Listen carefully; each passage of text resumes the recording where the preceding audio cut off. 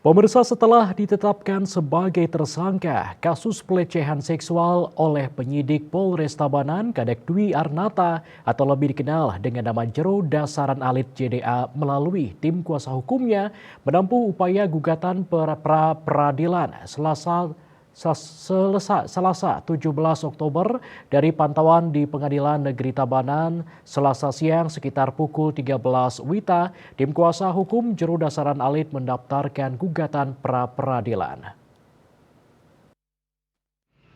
Kadek Agus Mulyawan selaku kuasa hukum menerangkan upaya gugatan ini dilakukan untuk menguji sah atau tidaknya penetapan status tersangka kliennya, yakni Jero Dasaran Alit oleh penyidik Polres Tabanan. Diterangkannya, upaya gugatan ini mengacu pasal 77 KUHP Junto Keputusan Mahkamah Konstitusi nomor 21 tahun 2014. Pertimbangan kita sangat meragukan alat bukti yang dipakai ya, dan juga pasalnya ya.